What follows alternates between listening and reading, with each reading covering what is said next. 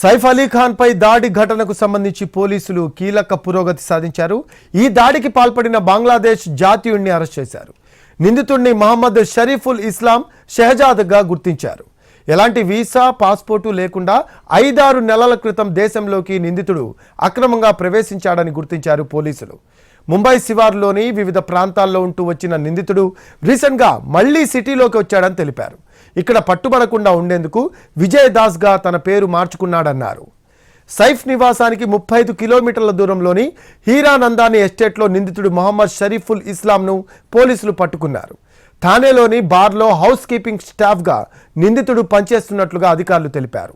సమీపంలోని house keeping సంస్థలో పనిచేస్తున్నాడు అన్నారు ముంబై డీసీపీ.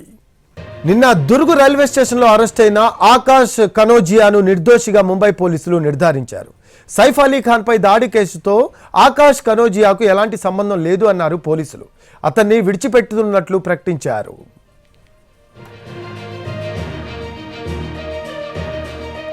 ఈ దాడి కేసుకు సంబంధించి ముంబై క్రైమ్ బ్రాంచ్ పోలీసులకు కరీనా కపూర్ వాంగ్మూలం ఇచ్చారు. దాడి జరిగిన రాత్రి ఏం జరిగింది అనే విషయాన్ని వాంగ్మూలంలో పేర్కొన్నారు. నిందితుడు ఇంట్లోకి చొరబడినప్పుడు చాలా ఫెరోషియస్గా ఉన్నాడని, ఇంట్లోని పిల్లలను తనను ఆయాను కాపాడేందుకు సైఫ్ ప్రాణాలకు తెగించాడని కరీనా చెప్పినట్లు సమాచారం. ఈ పెనుగులాట్లో దుండగుడు కత్తితో విచక్షణారహితంగా దాడి చేశాడని కరీనా తెలిపింది. అతడు తన చిన్న కుమారుడు జహాంగీర్ గదిలోకి చొరబడ్డాడని, సైఫ్ అతన్ని అడ్డుకున్నాడని కరీనా స్టేట్మెంట్లో పేర్కొంది.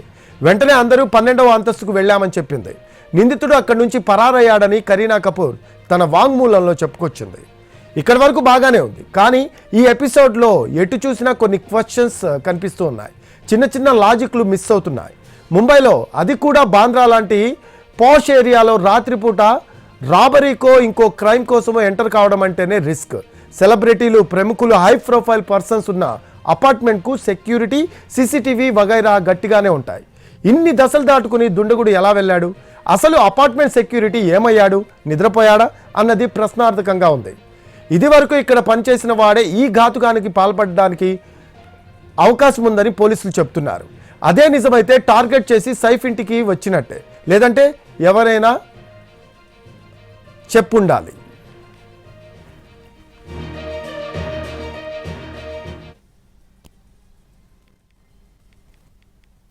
एक आरोपी को उसमें अरेस्ट किया गया है। उस आरोपी का नाम मोहम्मद शरीफुल इस्लाम शहजाद है। मोहम्मद शरीफुल इस्लाम शहजाद, एज 30 इयर्स। अभी तक की इन्वेस्टिगेशन में ये समझ में आया है कि ये आरोपी चोरी के इरादे से उस घर में उसने एंटर किया था और उस समय पर ये इंसिडेंस हुआ था। इस एक्यूज को कोर्ट में पेश किया जाएगा और पुलिस कस्टडी की रिक्वेस्ट की जाए।